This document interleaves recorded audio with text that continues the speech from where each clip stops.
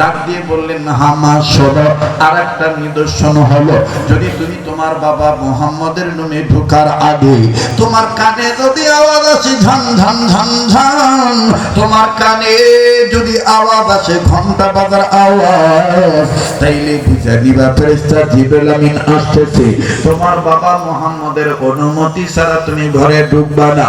বলে মা গো, আর কোন নিদর্শন আসেনি? বলে মা, আরো কয়েকটা নিদর্শন মধ্যে এইটা অন্যতম নিদর্শন। আলাপ নাম্বার 1, তোমার বাবা মুহাম্মদের রুমে ঢোকার আগে যদি তোমার নাকে মুহাম্মদ নবীর দরবার থেকে, মুহাম্মদ নবীর ঘর থেকে যদি তোমার নাকে জান্নাতি খুশবু মিশক আম্বরের ঘ্রাণ আসে, তাইলে বুঝে দিবা তোমার আব্বার ঘরে জিবরাইল আমিন প্রবেশ করেছে।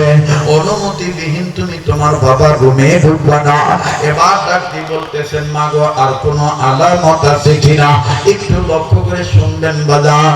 ডেকে ডেকে বলতেছেন, ফাতেমা রে, 3 নম্বর সর্বশেষ হলো আলামত, তোমার বাবার রুমে ঢোকার আগে যদি দেখো তোমার বাবার ঘরের তাঁবুর দরজার পর্দা হেলতেছে দুলতেছে, তাইলে তুমি বুঝে নিও তোমার আগে জিবরাইল আমিন ঢুকে গেছে।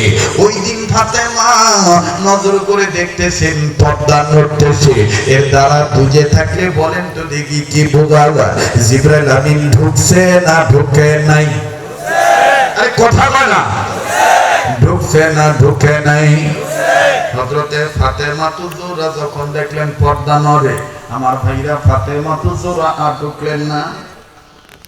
না ঢুকিয়া আমার বন্ধুগণ, আমার ভাইরা খুব খেয়াল করে কথাগুলি শুনবে, যখন ফাতেমাতুজ জোহরা রাদিয়াল্লাহু তাআলা ঢুকলেন না, না ঢুকিয়া তিনি অনুমতি প্রাপ্তের আশায়, অনুমতির অপেক্ষায় তিনি দণ্ডায়মান অবস্থা